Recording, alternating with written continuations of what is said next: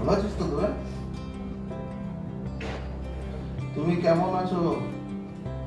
তোমার গানে তো সেদিনকে সবাই ভীষণ নাচলো। কি নন্দী জানি? মিতা।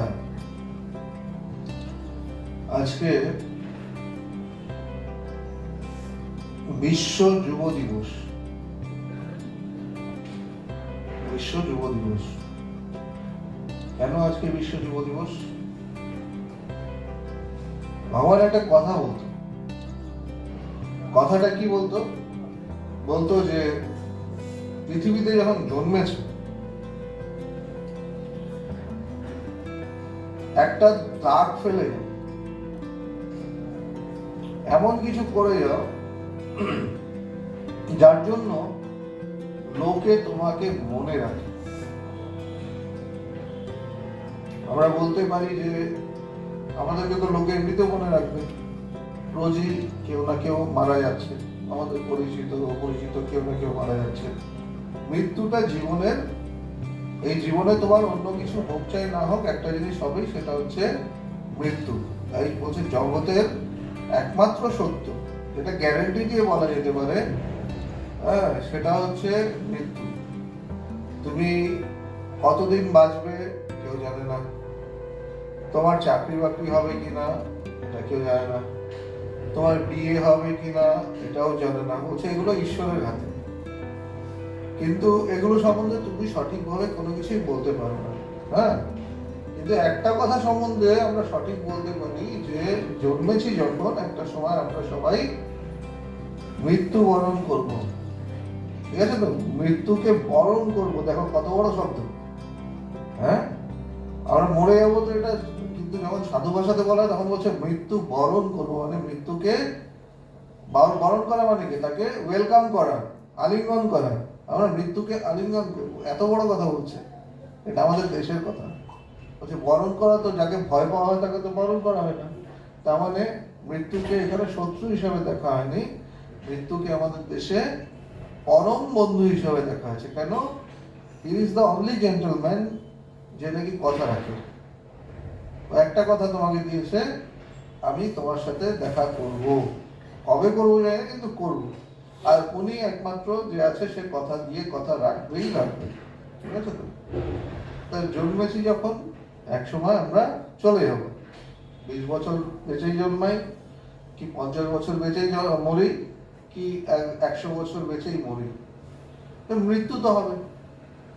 কিন্তু ওই যে কটা লোক আমাকে মনে রাখলো, পরিবারের লোক, ওরাও কিছুদিন পরে আমাকে ভুলে যাবে, মনে থাকে না।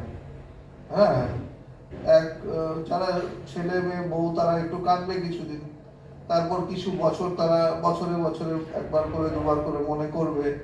তারপর একটা সময় আসবে, তারাও মানে মনে আর সেরকম তাদের আসবে না, কখনো কখনো কিঞ্চিৎ কদাচিৎ আসবে।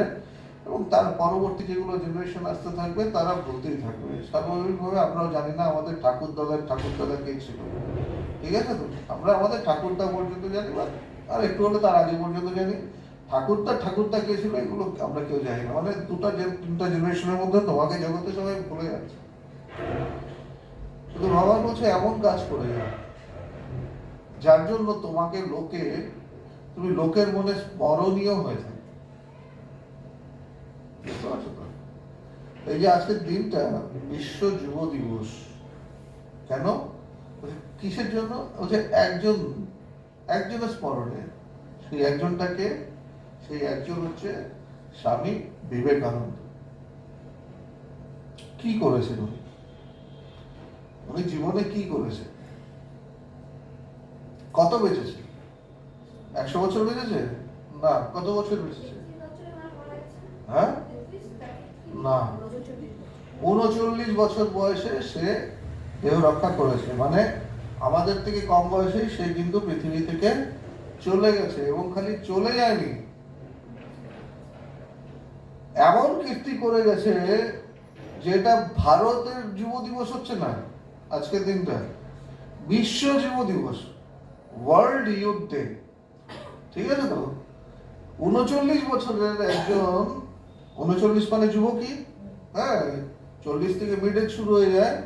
39 বছরের একজন এমন কাজ করে গেল সেই কালের কীর্তিতে আজকে বিশ্ব যুব দিবস। কি করেছিল উনি, স্বামীজির যদি কথা বলি, উনি কি করেছিল? উনি পৃথিবীতে বেদান্তর প্রচার করেছিল। উনি সারা পৃথিবীতে, যেই সময় ভারতবর্ষ একটা স্লেভারিতে চলছিল, একটা কি বলে পরাধীন দেশ ছিল, যে সময় ভারতবর্ষ একটা পরাধীন দেশ ছিল, সেই সময় কিন্তু ও তাদের মাঝখানে গিয়ে লেকচার দিয়েছিল এবং হিন্দু ধর্ম সম্বন্ধে সগর্বে কথা বলেছিল। যখন নাকি ভারতবর্ষ পরাধীন ছিল এবং বাইরে থেকে লোকেরা এসে, পাদ্রীরা এসে কলকাতার রাস্তাঘাটে যাচ্ছেতাই ভাবে হিন্দু ধর্ম সম্বন্ধে বাজে কথা বলতো। এখনো তারা বলে, হ্যাঁ, কিন্তু তখন আরো বেশি বলতো, কারণ তখন তারাই পাশ্চাত্যের, তখন ইংরেজরা ভারতবর্ষের উপর শাসন করত। তখন হিন্দু ধর্মের এমন অবস্থা ছিল, হিন্দু ধর্মের নিজস্ব অনেক সমস্যা ছিল, অনেক, যেগুলো পুরোনো দিনের সংস্কার, আমি কুসংস্কার বলবো না, পুরোনো সংস্কার বলবো, পুরোনো সংস্কার ছিল যেগুলো নাকি জর্জরিত হয়ে গেছে। সংস্কার তো সবসময় একরকম কাজে থাকে না, সংস্কার সময় সময় বদলাতে হয়, সিস্টেম সময় সময় বদলাতে হয়, সংস্কার হচ্ছে সিস্টেম। এগুলো সংস্কার ধরে একটা সমাজ চলে। তাই ভারতবর্ষেরও সংস্কারও অনেকভাবে অনেক সমস্যা ছিল সেখানে, এবং সেই সমস্যার মধ্যেই ভারতবর্ষকে এমন একটা স্থানে নিয়ে গেছিল, যখন ভারতীয়রা নিজেদের একটা সেলফ কনফিডেন্স বলে যে একটা জিনিস আছে, সেলফ কনফিডেন্সটা হারিয়ে ফেলেছিল। সেই সময় স্বামীজি দেখালো যে না, আমাদের কাছে, মানে আমাদের একটা মানসিকতা হয়ে গেছিল যে আমাদের সব খারাপ আর পাশ্চাত্যের ওদের কাছে সব ভালো, ইংরেজদের সবকিছু ভালো, বিদেশিদের সবকিছু ভালো, আর আমাদের কাছে এমন কিছুই নেই। আমরা সবসময় ওদের কাছে হাত জোর করেই থাকতে হবে। ওরা আমাদেরকে যদি ভালো বলে তাহলেই আমরা ভালো, ওরা আমাদেরকে যদি খারাপ বলে তাহলে আমরা খারাপ। ঠিক আছে তো? নিজের যে একটা আত্মমর্যাদা বোধ, সেই আত্মমর্যাদা বোধটা ভারতবর্ষ অনেকটাই হারিয়ে ফেলেছে। সো মডার্ন ইন্ডিয়ান রেনেসাঁ এনেছিল স্বামী বিবেকানন্দ। আজকে ভারতবর্ষকে উঠতে, নিজের কালচারের উপর, নিজের আধ্যাত্মিকতার উপর, নিজের আত্মার উপর, নিজের পরিচয়ের উপর, আমি ভারতীয়, আমাকে ইংরেজ হতে হবে না, আমি ভারতীয় হয়ে পৃথিবীতে মাথা তুলে দাঁড়াবো, এই প্রথমভাবে সগর্বে বিদেশের মাটিতে সবার মাঝখানে সারা পৃথিবীর, যখন পার্লামেন্ট অফ রিলিজিয়ন হয়, পার্লামেন্ট অফ রিলিজিয়ন থেকেই স্বামী বিবেকানন্দকে পৃথিবীতে লোকে চেনে। সেখানে সারা পৃথিবী থেকে লোক এসেছিল, ধর্মগুরুরা এসেছিল, খ্রিস্টানরা ছিল, মুসলমানরা ছিল, বৌদ্ধরা ছিল, এবং সবাই নিজের নিজের ধর্ম সম্বন্ধে উচ্চ উচ্চ কথা বলছিল। কিন্তু ভারতবর্ষকে প্রতিনিধিত্ব করার মতো সেরকম কেউ ছিল না। দুই একটা সংগঠন গেছিল, কিন্তু তাদের কথায় জোর ছিল না। ওই জোর থাকতে হবে, তোমার কথা কেউ পৃথিবীতে এমনি এমনি মেনে নেবে না। এই জগতে তোমাকে দুর্বলের কোনো স্থান নেই, জেনে রাখো। এই জগতে দুর্বলের কোনো স্থান নেই, সার্ভাইভাল ফর দ্য ফিটেস্ট, এটাই চলে জগতের মধ্যে। জিসকি লাঠি উসকি ভ্যাস। দুর্বলের কোনো স্থানে জগতের মধ্যে নেই। দুর্বলদের সম্বন্ধে লোকে মিষ্টি মিষ্টি কথা বলে, হ্যাঁ তাদেরকে উদ্ধার করতে হবে, উদ্ধার করতে হবে, আসলে কিন্তু কেউ উদ্ধার করে না। তাই মানুষকে যদি সাহায্য করতে হয়, তাকে আর্থিকভাবে সাহায্য করে তুমি কোনোদিনও তাকে উপকার করতে পারবে না, টাকা পয়সা ধন সম্পত্তি দিয়ে কোনোদিন পারবে না। বলছে তাকে তার আত্মমর্যাদা বোধ দাও, তাকে এমন কিছু দেখাও যে তোমার কাছে এটা আছে যেটার উপর দাঁড়িয়ে তুমি সারা পৃথিবীতে রাজত্ব করতে পারো। তা আমাদের কাছে এমন কিছু ওই সময় ছিল না, আমাদের আইডিয়ার মধ্যে ছিল না, মাথার মধ্যে ছিল না যে আমাদের কাছে কিছু এমন আছে যেটার উপর দাঁড়িয়ে আমরা পৃথিবীতে শাসন করতে পারি, আমরা পৃথিবীকেও কিছু দিতে পারি। সমানে সমানে বন্ধুত্ব হয়, তাই না? সমানে সমানে বন্ধুত্ব হয়, তা আমরা পৃথিবীকে কিছু দিতে পারি, সেটা আমাদের কাছে কিন্তু কিছু সেরকম ছিল না। স্বামীজি দেখালো যে আমাদের কাছে আছে, জগতে দেওয়ার মতো আমাদের আছে, এবং সেটা হচ্ছে আমাদের আধ্যাত্মিকতা। আমরা ভারতীয়রা বহু বছর আগে থেকে, বহু যুগ আগে থেকে এমন একটা সত্যকে জেনেছি, যেই সত্যকে জেনে আমি জানি যে আমি ঈশ্বর হয়ে উঠেছি। আমি আমার আর ঈশ্বরের মধ্যে চুল মাত্র বিভেদ নেই। আমার আর ঈশ্বরের মধ্যে চুল মাত্র বিভেদ নেই। এই সত্য, এই সত্যটাকে আমরা উপলব্ধি করেছি। আমরা কোথাও শুনিনি, আমরা কোথাও খালি লিখে যাইনি, এটাকে আমরা প্রত্যক্ষ প্রমাণিত ভাবে, এটা প্রমাণিত সত্য যে ঈশ্বর আর আমার মধ্যে কোনো ভেদ নেই। অয়ম আত্মা ব্রহ্ম, আমার আত্মাই ব্রহ্ম, বা আমি সেই ব্রহ্ম, আহম ব্রহ্মাস্মি, আমি ঈশ্বর, আমি ব্রহ্ম। এই জ্ঞানটা আমাদের হয়েছে, এবং এই জ্ঞানটা যখন হয়ে যায় তখন কত বড় জ্ঞান, যে আমি এক সামান্য মানুষ থেকে, আমি এক দুর্বল মানুষ থেকে আমি এক শক্তিশালী, আমি ঈশ্বর। ঈশ্বর যদি হয়ে গেলাম তাহলে তারপরে আর কি থাকে? তার থেকে শক্তিশালী আর কিছু থাকে? থাকে না, থাকে না। সেই শক্তিশালী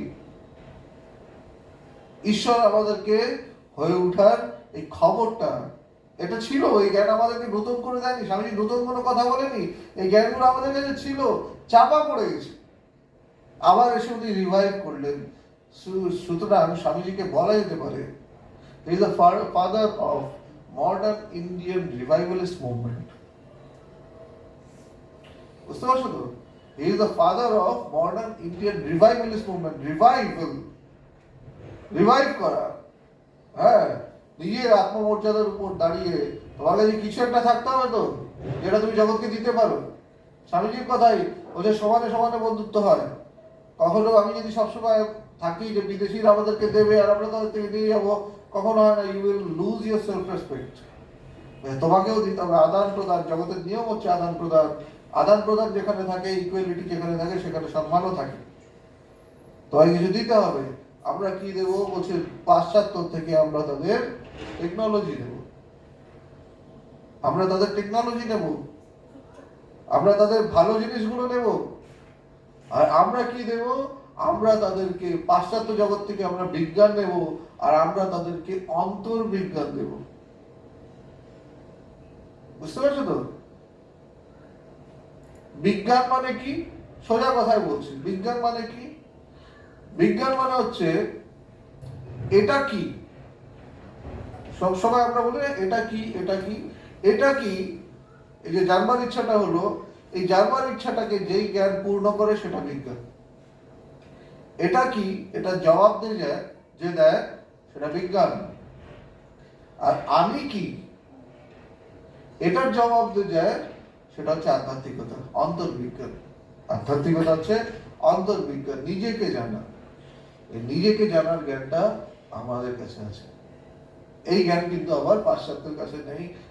তার জন্য তাদের মধ্যে অনেক কষ্ট আছে, তাদের মধ্যে অনেক কান্না আছে। আমরা কান্না পেলে ভ্যাঁ করে কেঁদে দিতে পারি, ওখানে লোকে কাঁদতেও পারে না, কাঁদতে গেলে লুকিয়ে কাঁদতে হয়। বুঝতে পারছো তো? প্রকাশ্যে কাঁদতেও পারে না। তা ওদের জীবনেও অনেক কষ্ট আছে, সবকিছু সুন্দর না। তো স্বামীজি আমাদেরকে এটা দিয়ে গেছে। স্বামীজিকে তৈরি কে করেছে? স্বামীজিকে তৈরি করেছে তার গুরুদেব শ্রী শ্রী রামকৃষ্ণ পরমহংসদেব। কিভাবে তৈরি করেছে? আস্তে আস্তে, লড়াই করে, ভালোবেসে, বুঝিয়ে, বিভিন্ন ভাবে। স্বামীজি ঠাকুরকে, ঠাকুরের সব, ঠাকুরের মধ্যে ভক্তিভাব ছিল, জ্ঞানের গভীরতা ছিল, কিন্তু ভক্তিটা দেখা যেত, প্রবল দেখা যেত। স্বামীজি আবার ওগুলো পছন্দ হতো না। স্বামীজি তাই ঠাকুরকে মুখের উপর, মুখরা ছিল, মুখের উপর অনেক কথা বলে দিত। ঠাকুর কষ্ট পেত, কিন্তু তথাপি কিন্তু ঠাকুর জানতো যে ওর মধ্যে কোনো খাদ নেই, ওর মধ্যে সত্য আছে। মনও যা মঙ্গ তাই, মুখে মিষ্টি অন্তরে গরল। স্বামীজির একটা কবিতা আছে না, হৃদিমান নিঃস্বার্থ প্রেমিক এই জগতে নাহিত অবস্থান, মুখে মিষ্টি অন্তরে গরল, তাহলেই হবে তোমার স্থান। এরকম কিছু লাইনটা বলছে, তোমাকে জগতে যদি স্থান করতে হয়, মুখে তোমাকে ভীষণ মিষ্টি হতে হবে, আর অন্তরে গরল, ভেতরে বিষ নিয়ে থাকতে হবে। কিন্তু ঠাকুর জানতো স্বামীজির মধ্যে এটা নেই। স্বামীজির মধ্যে ভাবের ঘরে চুরি নেই, ভাবের ঘরে চুরি নেই। ঠাকুর একদিন দেখছেন ঠাকুরের ভিশন হচ্ছে, ঠাকুর দেখছে যে ঋষিরা বসে আছে, তপস্যা করছে। 7 জন ঋষি, সপ্ত ঋষি, কপিল ঋষি, ভৃগু ঋষি, বশিষ্ঠ ঋষি, ঋষি বশিষ্ঠ, বিশ্বামিত্র, এরা সবাই বসে ধ্যান করছে। এবং ধ্যান করতে করতে ওইখানে একটা ছোট্ট দেব শিশু হেঁটে হেঁটে এসে এক ঋষির কাছে আসলো এবং এক ঋষির গলা জড়িয়ে বলল, আমি যাই, তুমি এসো। আমি যাচ্ছি। কোথায় যাচ্ছি? ধরায় যাচ্ছি। মানে ঠাকুর অবতরিত হচ্ছে, সেই পরম শক্তি ঈশ্বর অবতরিত হচ্ছে। এবং যখন অবতার আসে তখন তার সাহায্যকারী শক্তির প্রয়োজন হয়। তাহলে একজন ঠাকুর দেখছে যে সেই শিশু আসছে এবং সে এক ঋষির গলা জড়িয়ে ধরে বলছে, আমি যাচ্ছি, আমি যাই, তুমি এসো। বুঝতে পেরেছো তো? 12 জানুয়ারি 1863 সনে স্বামীজির জন্ম। স্বামী বিবেকানন্দের ছোটবেলায় তার নাম ছিল বিলে, ভালো নাম ছিল নরেন্দ্রনাথ দত্ত। বিশ্বনাথ দত্তের সন্তান, ভুবনেশ্বরী দেবীর ছেলে। বিশ্বনাথ দত্ত ভুবনেশ্বরী দেবীর ছেলে। নরেন্দ্রনাথের জন্ম হলো কলকাতার সিমলেতে। স্বামীজির বাড়িতে আমরা গেছি, সুন্দর বিরাট বড় বাড়ি। স্বামীজির বাবা বিরাট বড় সময়কার উকিল ছিল এবং সেইখানেই স্বামীজি ছোটবেলা থেকেই তার মধ্যে একটা ধ্যানের প্রতি, আধ্যাত্মিকতার প্রতি একটা ভীষণ টান ছিল। স্বামীজি ধ্যান করতে থাকতো, সামনে এসে সাপ, অনাধর সাপ, বিষাক্ত সাপ সামনে, স্বামীজি ধ্যান খেলতো বন্ধুদের সাথে। এই বয়সে আমরা বাচ্চাদেরকে মোবাইল হাতে দিয়ে দিই, টিভির সামনে বসিয়ে দিই, কিন্তু স্বামীজি এই বয়স থেকেই বন্ধুদেরকে নিয়ে চলো আমরা ধ্যান খেলি, ধ্যান খেলত। এবং ধ্যান করতে করতে এমন সে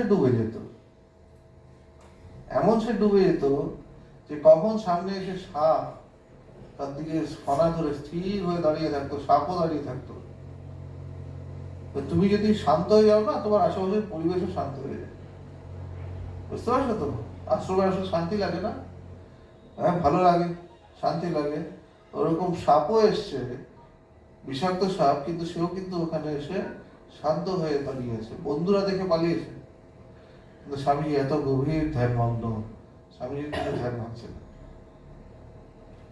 কোনো যদি ফকির দেখতো, যদি কোনো গরিব লোককে দেখতো, নিজের বাড়িতে হাতের সামনে যা কিছু পেত, জামা কাপড় যা কিছু পেত, সবকিছু স্বামীজি দিয়ে দিত তার হাতে।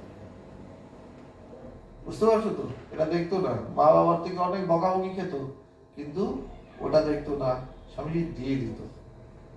এই মন মানে দুটো জিনিসের পরিচয়, হচ্ছে আধ্যাত্মিক গভীরতার পরিচয়, গভীরতার আধ্যাত্মিকতা, আর দ্বিতীয় হচ্ছে তার হৃদয়, বড় হৃদয়।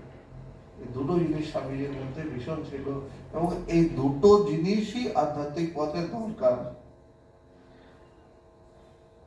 গভীর জ্ঞান আর একটা বিশাল হৃদয়, এই দুটো জিনিস থাকলে ঈশ্বর লাভ করা যায়। বুঝতে পারছো তো? এবং দুটো জিনিস সবার মধ্যেই আছে, সবার মনের মধ্যেই কিন্তু মায়া, মমতা, ভালোবাসা, লোকের প্রতি ক্ষমা, দয়া, এগুলো সবই থাকে। হ্যাঁ, আর বুদ্ধি সবার মধ্যেই থাকে। বলছিস এবার তুমি ওটাকে ধার দিতে হয়, জ্ঞানকে ধার দিতে হয় এবং মনকে আরো বেশি বেশি বেশি করে প্রসারিত করতে হয়। কেন? বলছে তুমি যদি অল্প করে রাখো, নিজেকে যদি ছোট করে রাখো, সবসময় যদি মানসিকতা থাকে আমার আমার আমি, নিজের পুটলির মধ্যে যদি সব জমাতে থাকো, বলছে তুমি মজা পাবে না, জীবনের মজা পাবে না। দুটো লোক, আচ্ছা একটা পরিবারের মধ্যে দুটো তিনটে লোক থাকে, একটা স্বামী, একটা স্ত্রী এবং একটা সন্তান। এই পরিবার আর একটা পরিবারের মধ্যে 4-5টা পরিবার, 4-5 ভাইয়ের পরিবার, তাদের সন্তান, মানে 20-25 জনের ফ্যামিলি। কোনটার মধ্যে আনন্দ বেশি হয়, হই বেশি হয়? কোনটার মধ্যে হয়? বড় ফ্যামিলিতে কেন হয়? এখানে আন্তরিকতা, ওখানে তো খাওয়া দাওয়া কম হয়, তথাপি আন্তরিকতা, আন্তরিকতাটা থাকে ওখানে, কিন্তু একে অপরের পরস্পরের সাথে ওই বলে না গা চাটাচাটি করে থাকে, ওটাতে ভালো লাগে। পরস্পরের সাথে গা চাটাচাটি করে থাকা ওটাতে ভালো লাগে, কিন্তু ওটাতে কি হয়, একটু অ্যাডজাস্ট করতে হয়। এই জন্য দেখবে যারা যুগল পরিবারে থাকে তাদের মনগুলো নরম প্রকৃতির হয়, বুঝতে পারছো তো? তাদের মধ্যে অ্যাডজাস্টিং ক্যাপাসিটিটা বেশি হয়। আর যারা নিউক্লিয়ার ফ্যামিলি মানে হাজবেন্ড ওয়াইফ আর একটা বা দুটো বাচ্চা, ওটাকে নিউক্লিয়ার ফ্যামিলি বলে। যারা নিউক্লিয়ার ফ্যামিলিতে হয় তাদের মধ্যে অ্যাডজাস্টমেন্টের অভাব হয়ে যায়, ঠিক আছে তো? ভাঙতে আমরা ছোট হতে একা হয়ে যাই, ঘরের মধ্যেও একা। বলছে না, হৃদয়বান, হ্যাঁ হৃদয়বান হতে হয়। আজকে দেখো ভগবান, স্বামীজির নাম করে ভগবান, স্বামীজি এমন কাজ করে গেছে যার জন্য আমরা ভগবানকে পেয়েছি। ভগবানকে পাওয়ার পেছনেও স্বামীজি বিরাট বড় অবদান, ঠিক আছে? স্বামীজি ভগবান যখন একটা সময় এসেছিল ভগবানের জীবনে, যখন নাকি ভগবান মৃত্যুবরণ করতে যাচ্ছিল, জীবনে এত হতাশাগ্রস্ত হয়েছিল, এত বাড়ি খেয়েছিল কাছের লোকেদের থেকে, এত সে উৎপীড়িত হয়েছিল যে সে মৃত্যুবরণ করতে যাচ্ছিল। এমন সময় স্বামীজির এই কবিতাটা, তুষার কঠিন মাটি নহে হোক না তোমার সজ্জা, আবরণ তব শীতার্থ ঝঞ্ঝা, দুঃখের দিনে নাইবা জুটিল। আমি ভগবান যেটা বলেছিল ক্যাসেটে, আমার ওটা কিছুটা মনে আছে, আমার এটা অ্যাকচুয়ালি বলিনি। হ্যাঁ, ভগবান যেটা বলেছিল ক্যাসেটে আমরা শুনতাম, ভগবান বলেছিল তুষার কঠিন মাটি নয় হোক না তোমার সজ্জা, আবরণ তব নিঃস্বার্থ ঝঞ্ঝা, দুঃখের দিনে নাইবা জুটিল বন্ধুজনার হর্ষ, ব্যর্থ তোমার সৌরভ বিস্তার। এরকম ভাবে ভগবান লাইনগুলো বলেছিল। হ্যাঁ, এই কবিতাটা কিন্তু ভগবানকে প্রাণ দিয়েছিল, ইন্সপায়ার করেছিল, বাঁচবার জন্য লাস্ট একটা হোপ দিয়েছিল, আশা দিয়েছিল। ভগবান সাক্ষাতের জল খাওয়া আছে, ভগবান সব দেখা আছে। সে পলিটিক্স দেখেছে, সে তোমার এন্টারটেইনমেন্ট ইন্ডাস্ট্রি দেখেছে, থিয়েটার দেখেছে, সে ট্রেড ইউনিয়ন দেখেছে, সবকিছু দেখেছে। আধ্যাত্মিকতা ভগবানের দেখা বাকি ছিল, ভগবান আধ্যাত্মিকতা দেখেনি।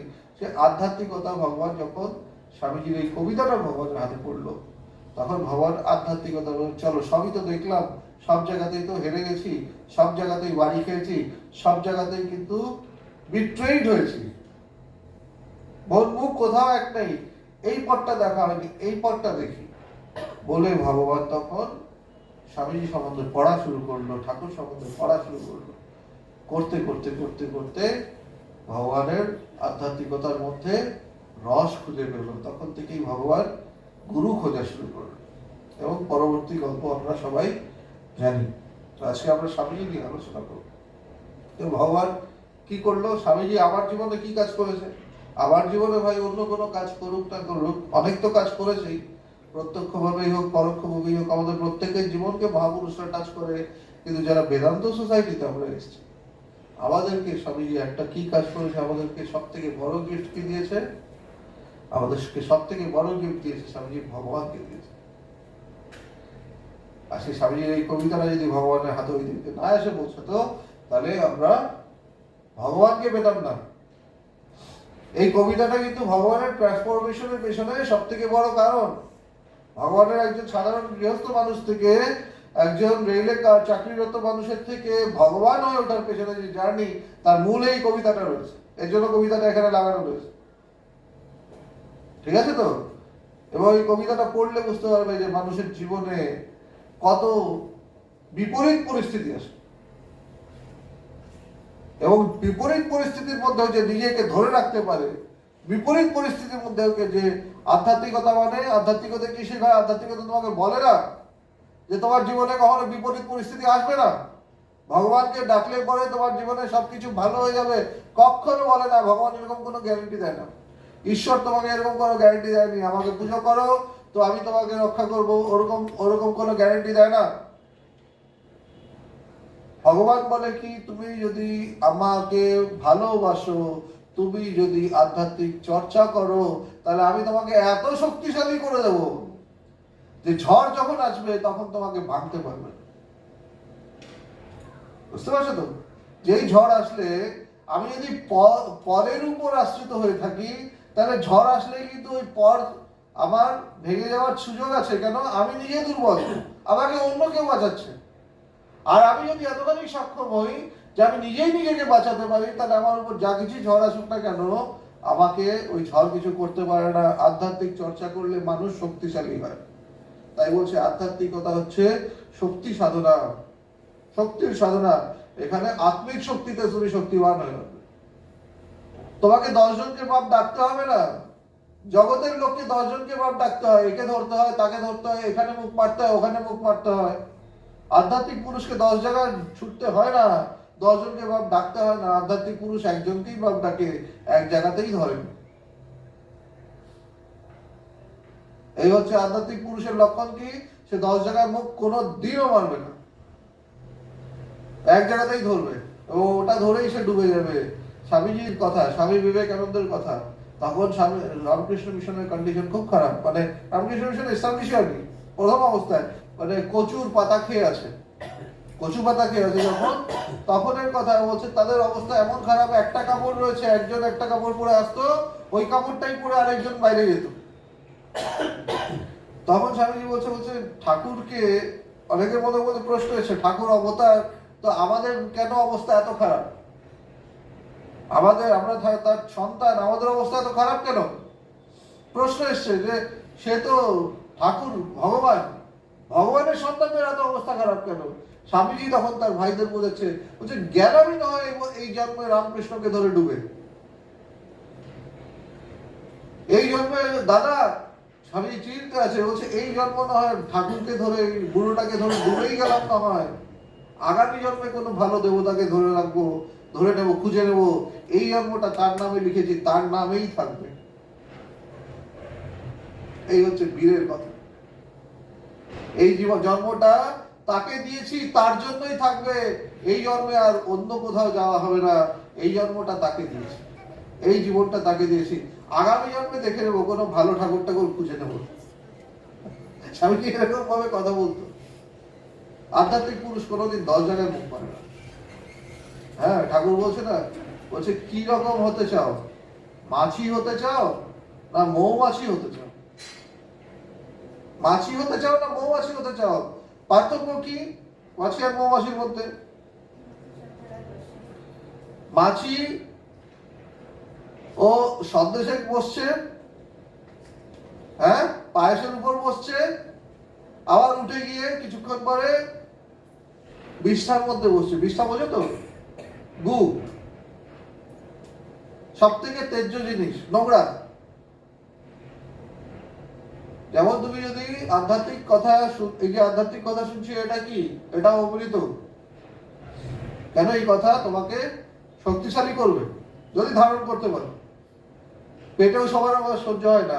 বলছে সিংহর দুধ, সিংহর দুধ মাটির পাত্রে রাখা যায় না, ফেটে যায়। হ্যাঁ, মাটির পাত্রে রাখা যায় না সিংহর দুধ, ওর জন্য পাত্র ওরকম হতে হবে, আধারও ওরকম হতে হবে।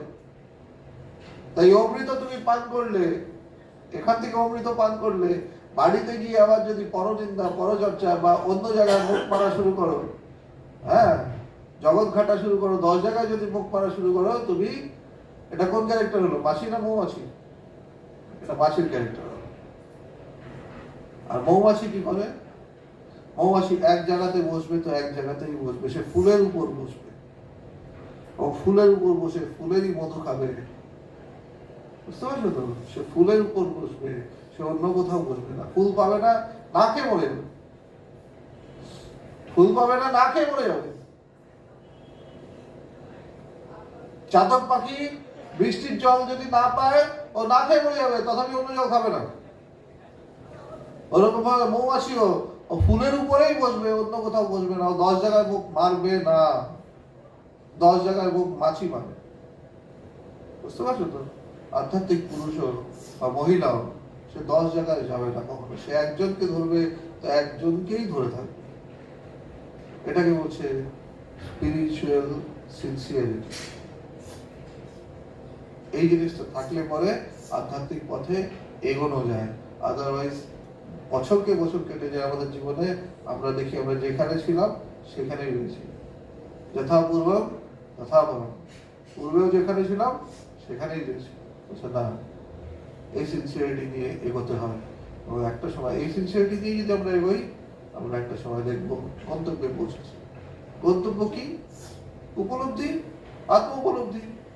আজকে স্বামীজি কেন হলো? নরেন্দ্রনাথ দত্ত থেকে স্বামী বিবেকানন্দ কিসের থেকে হলো? ওই যে তার নির্বিকল্প সমাধি হলো। কাশীপুর উদ্যান পার্টিতে ঠাকুরের শেষ সময়ে যখন তার নির্বিকল্প সমাধি হলো, সেটাই তাকে স্বামী বিবেকানন্দতে ট্রান্সফর্ম করলো আস্তে আস্তে আস্তে আস্তে। বুঝতে পেরেছো তো? উপলব্ধি, আত্ম উপলব্ধি। খেলাটা বড় সোজা। আসছি কেন বেদান্ত সোসাইটিতে? আত্ম উপলব্ধির জন্য। যারা মেম্বারসদেরকে আমি বলছি, যারা রেগুলার আসছো কেন এখানে? আত্ম উপলব্ধির জন্য।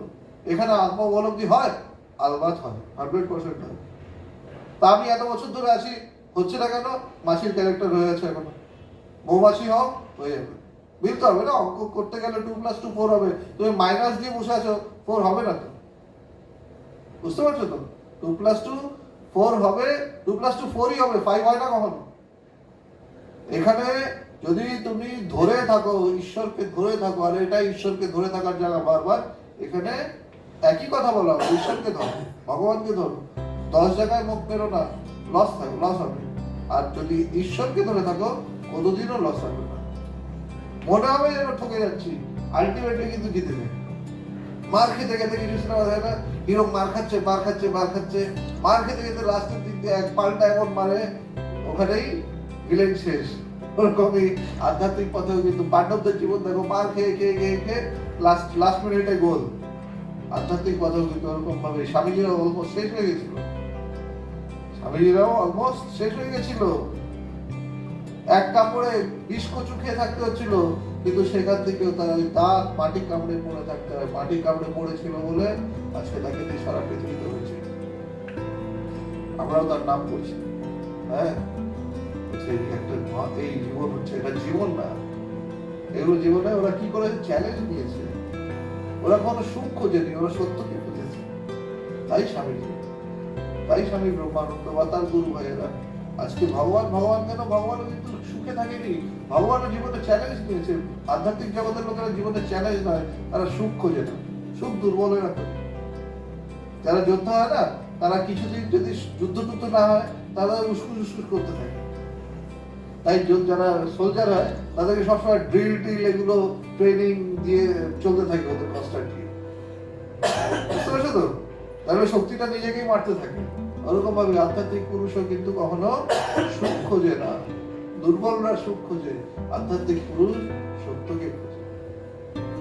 সত্যকে খোঁজার পথ, বীরদের পথ, আনন্দ আছে, স্ফূর্তি আছে, ভেতরে ইন্সপিরেশন আছে। প্রচুর করে ইন্সপায়ার করতে থাকবে, নিজেও ইন্সপায়ার থাকবে, 10 জনকেও ইন্সপায়ার করতে পারবে।